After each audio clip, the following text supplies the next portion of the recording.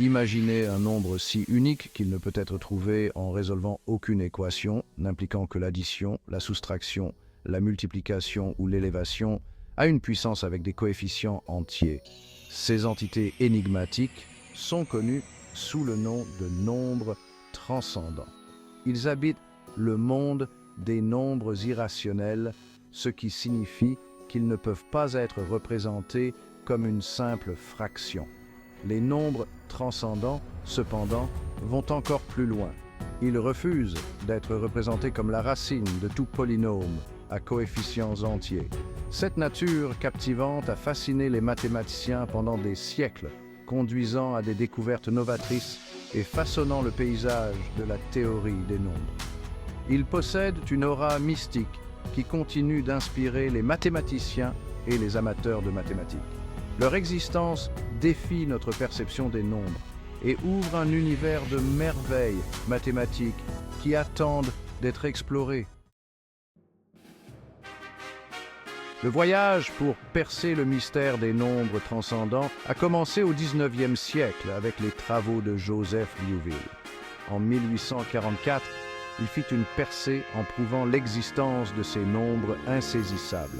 La découverte de Liouville a ouvert la voie à de nouvelles explorations dans ce territoire inexploré. Charles Hermite, éminent mathématicien français, a apporté une contribution significative en 1873. Il a prouvé que la constante mathématique E, la base du logarithme naturel, est transcendante. Cette découverte majeure a suscité un intérêt encore plus grand pour ces nombres singuliers. S'appuyant sur les travaux d'Hermite, Ferdinand von Lindemann a réalisé une autre percée en 1882. Il a prouvé que P/Pi, le rapport de la circonférence d'un cercle à son diamètre, est également transcendant. La preuve de Lindemann a eu des conséquences profondes, établissant définitivement qu'il est impossible de construire un carré ayant la même aire qu'un cercle donné en utilisant uniquement une règle et un compas. Pour pleinement appréhender la nature des nombres transcendants, il est essentiel de les distinguer des nombres algébriques.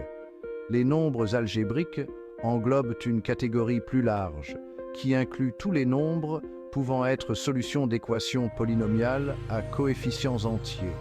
Cette catégorie comprend les nombres rationnels, qui peuvent être exprimés sous forme de fractions, ainsi que certains nombres irrationnels. Par exemple, la racine carrée de 2, bien qu'irrationnelle, est un nombre algébrique. C'est une solution de l'équation x au carré moins 2 égale 0. Les nombres transcendants, en revanche, ne peuvent pas être racines de telles équations. Ils existent en dehors du domaine des nombres algébriques, ajoutant une autre couche de complexité au monde des mathématiques. Cette distinction fondamentale met en lumière la nature unique des nombres transcendants.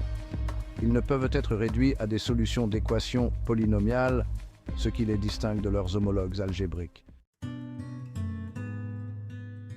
Donc, quatrième point, nombres irrationnels, une perspective plus large. Les nombres irrationnels, comme leur nom l'indique, sont des nombres qui ne peuvent pas être exprimés comme une simple fraction de deux entiers.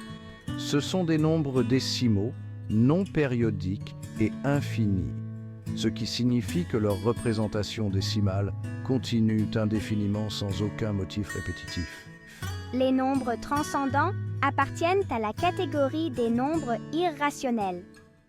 Cependant, tous les nombres irrationnels ne sont pas transcendants. Certains nombres irrationnels, tels que la racine carrée de 2, peuvent être des racines d'équations polynomiales à coefficients entiers, ce qui les rend algébriques. L'existence de nombres irrationnels transcendants et algébriques démontre la riche diversité au sein du monde des nombres irrationnels. Cette classification souligne encore la nature remarquable des nombres transcendants en tant que sous-ensemble distinct et fascinant. Cinquième point, nombres transcendants célèbres E et P. Parmi les innombrables nombres transcendants, E et Pi se distinguent comme les plus connus. Ces constantes ont captivé les mathématiciens pendant des siècles et jouent un rôle crucial en physique, en ingénierie, en informatique et en économie.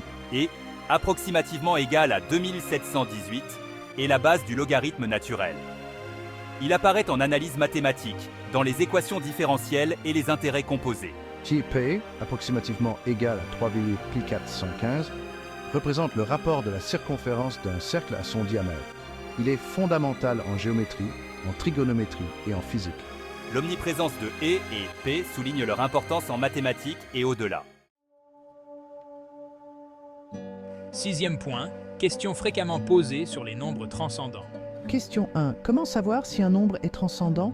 Prouver qu'un nombre est transcendant peut être assez difficile et implique souvent des méthodes mathématiques avancées. Question 2. Existe-t-il un nombre infini de nombres transcendants? Oui, il existe un nombre infini de nombres transcendants.